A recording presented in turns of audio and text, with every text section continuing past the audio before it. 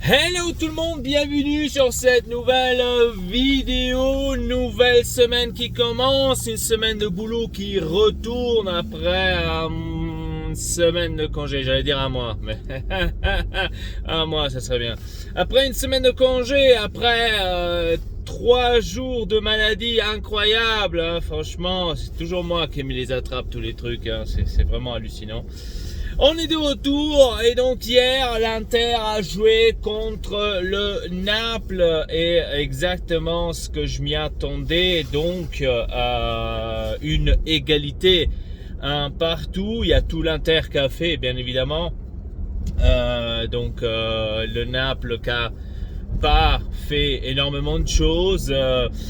Mais bon, c'est des matchs comme ça, hein, donc je me prends le point. Pourquoi pas, je le refuse pas, hein, donc on le prend tranquillement et on continue donc dans cette aventure, on va dire, de la Serie A de cette année, donc qui est pour l'instant bien placée. La Juventus qui a perdu contre l'Atalanta 1-0, la Juventus qui doit maintenant même avoir peur de ne pas participer à la Champions League l'année prochaine, mais ça à la base, on va dire, ils s'en battent les steaks, parce qu'on va en parler justement de l'énorme sujet, la Superlega. Et bye, porco-dio, bye, Superlega. Je suis super d'accord avec ça et probablement il y aura énormément de discussions là-dessus, je peux le comprendre. La plupart d'entre vous ne sont peut-être pas d'accord parce qu'ils pleurent, parce que vous êtes des supporters du Marseille, parce que vous savez que vous ne pouvez pas participer à cet énorme truc, et donc je peux le comprendre. Pour vous c'est quelque chose d'un peu trop, mais voilà, moi je trouve que c'est une très très bonne chose. Il faut arrêter de jouer les prostituées de la UEFA. Et c'est enfin le temps. C'est enfin le temps de le faire. C'est enfin le temps de se révolter. Parce que là, voilà, la UEFA ne doit pas avoir le pouvoir sur les clubs, sur les gestions, sur ci, sur ça. Je trouve ça du n'importe quoi. D'accord? Parce que chacun peut faire comme il veut à la base. Mais la UEFA, si elle veut te baiser, elle va te baiser. Et donc ça je trouve injuste, et d'un côté je trouve juste de faire donc cette super Liga, donc incroyable. Mais vraiment je suis vraiment content qu'il y aura cette super Liga qui va arriver. Donc les participants, ça va être la Juventus, l'Inter et le Milan de l'Italie. Ensuite on a de l'Angleterre, Manchester City, Manchester United, Liverpool, Arsenal, donc vraiment les gros clubs. Et on a aussi bien évidemment en Espagne le Barça, le Real qui participent aussi, donc c'est incroyable. Je sais pas si l'Atlético Madrid est aussi avec, ça je sais pas du tout, mais je sais en tous les cas le Real et le Barcelone sont absolument avec. Ce matin je viens de lire que probablement le Bayern, le Dortmund et le PSG sera aussi fera aussi partie de cette Super Liga. Ça serait bête quand même de leur part de ne pas faire avec, parce que tout simplement beaucoup d'argent va rentrer, et ça c'est l'essentiel. C'est les clubs maintenant doivent regarder sur ça. Malheureusement c'est dit, les clubs doivent regarder sur ça. Et il faut dire que dans Champions League on ne gagne pas énormément en tant que club, surtout maintenant avec la pandémie qu'il y a, on ne gagne pas énormément, donc c'est impossible de rester en plus avec le bilan. Et la UEFA doit comprendre que c'est pas eux les maîtres, c'est les présidents des clubs qui décident où va leur club, qu'est-ce qui fait leur club. La UEFA a nul pouvoir sur les différents clubs. Donc ça il faut savoir, parce que la plupart des personnes y croient que la UEFA ont les pouvoirs sur les clubs. Pas du tout, parce que c'est pas la UEFA qui donne aux clubs les salaires. Ça il faut pas oublier parce que c'est facile hein, de dire ah mais la UEFA machin. Non, c'est pas la UEFA qui donne l'argent aux joueurs. C'est pas eux qui payent les salaires des joueurs. C'est les supporters déjà de 1, avec les achats des tickets, avec les achats des tricots, etc., etc. Bon, pour l'instant, pour les tickets, parce que les stades sont fermés, c'est un peu plus difficile. Mais pour le reste, oui. Donc déjà, ça, c'est en premier truc, c'est les supporters. Et deuxième truc, c'est le président des clubs. Hein. C'est eux qui payent les salaires donc des joueurs. Donc la UEFA a nul à dire par rapport à tout cela, a nul à décider. Donc de venir menacer et de dire ouais tous les clubs qui participeront vont être exclusivement tous expulsés des variés championnats. Vas-y.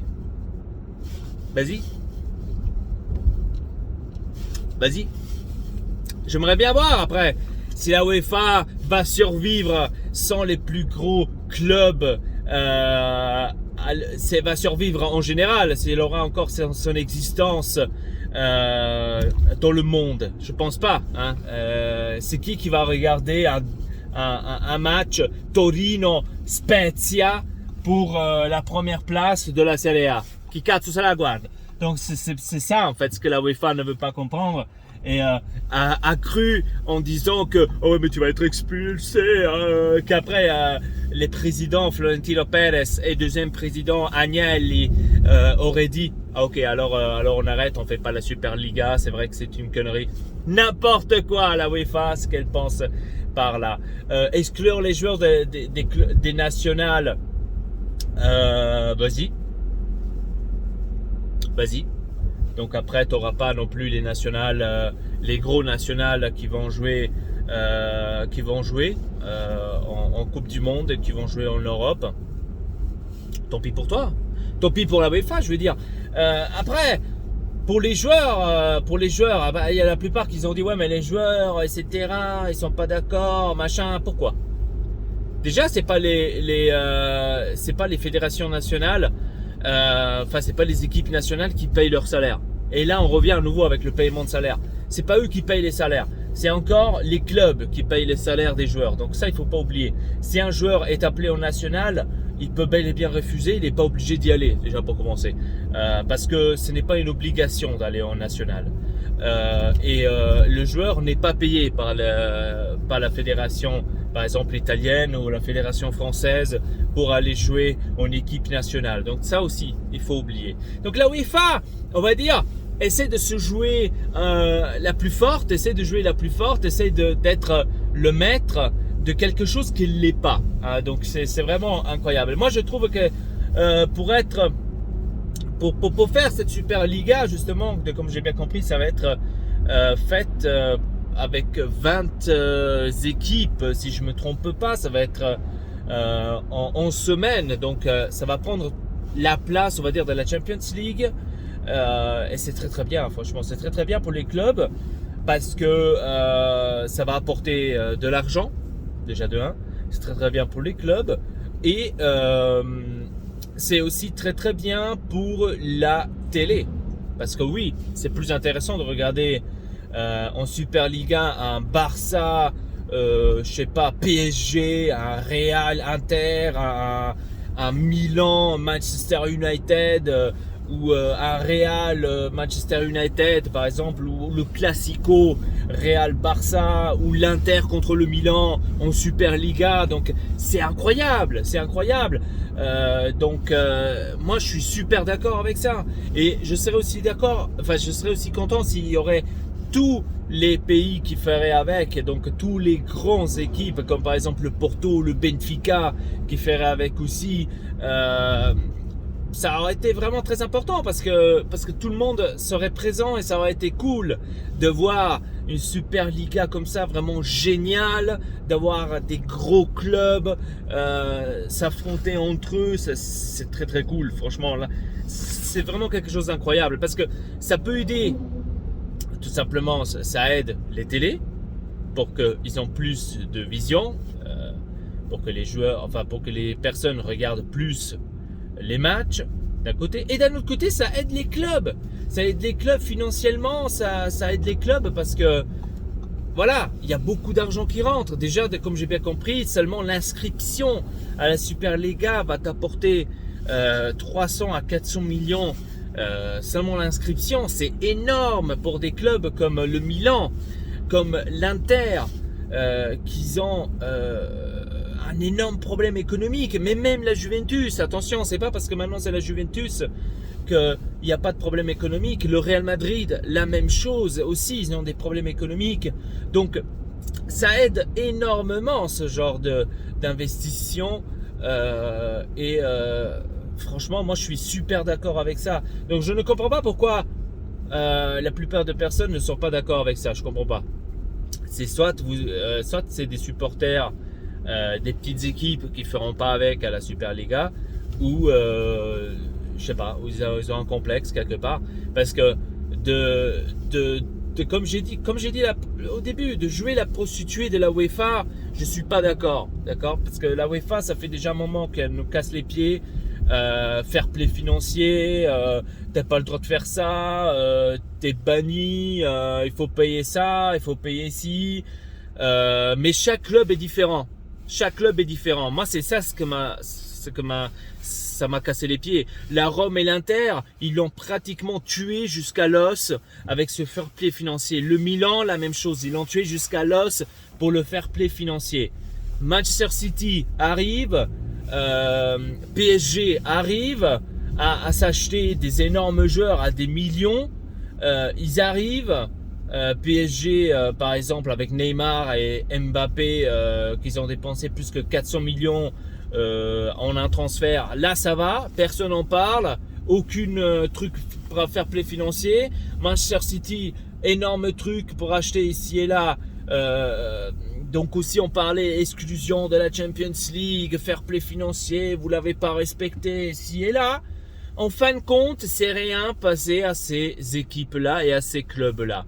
Tant que les autres clubs comme l'Inter, la Rome, le Milan et aussi plein d'autres clubs qui sont venus aussi on va dire, à la fin du fair play financier, ont dû tous souffrir et perdre, on va dire, énormément, hein, pratiquement. Parce que si on regarde l'Inter, ça fait déjà depuis 2011 que l'Inter ne gagne pas quelque chose. Pourquoi? À cause du fair play financier, à cause que la UEFA a cassé les couilles à l'Inter pour payer les dettes, etc., etc.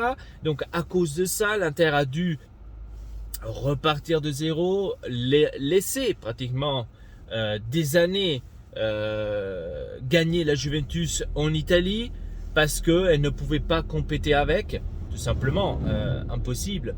Personne en Italie ne pouvait compéter avec la Juventus, parce que la Juventus avait plus de choix, avait plus d'argent, avait plus d'investissement qu'elle pouvait faire qu'à Milan, qu'à l'Inter. À l'époque, c'était tout bien, hein, quand l'Inter et le Milan pouvaient s'acheter aussi un Ronaldo, pouvaient s'acheter aussi un Kaka, un Shevchenko, etc., qui pouvaient s'acheter ces énormes joueurs. Là, ça allait, hein, donc aucun souci. Mais voilà, c'est ça en fait ce que je veux essayer de dire. C'est que tout simplement la UEFA a frappé là où elle ne devait pas frapper, mais elle n'a pas frappé là où elle devait frapper. Et donc ça, je trouve injuste, et c'est pour ça que je suis super d'accord avec la Superliga, parce qu'au moins ça pourra aider justement les clubs qui ont des problèmes financiers à se remonter le moral, on va dire ça comme ça, et à se reprendre tout simplement. Et donc voilà, dites-moi dans les commentaires comment vous avez vu ou comment vous voyez ces situations de la Superliga. Est-ce que vous croyez que ça va être fait? Moi j'espère en tous les cas que oui. Hier il y a eu en tous les cas l'officialisation et aussi la communication des clubs comme l'Inter, comme la Juventus. Il y a eu l'officialisation qu'ils participeront donc à cette Superliga, donc qui n'ont pas peur des menaces de la UEFA là, qui parlent droite et gauche, qui ne savent pas ce qu'ils font. Donc dites-moi dans les commentaires qu'est-ce que vous en pensez. Est-ce que vous croyez qu'il y aura d'autres clubs qui vont encore arriver, qui vont encore participer à cette Superliga? Est-ce que vous croyez que la UEFA va faire quelque chose ou pas, ou va pouvoir faire quelque chose là-dessus ou pas? Dites-le nous dans les commentaires. Ça serait extrêmement cool de voir vos opinions. Donc sur ce, je vous dis à très bientôt pour une nouvelle vidéo. Abonnez-vous à la chaîne Ortexelpa. Sur ce, à la prochaine. Triple peace.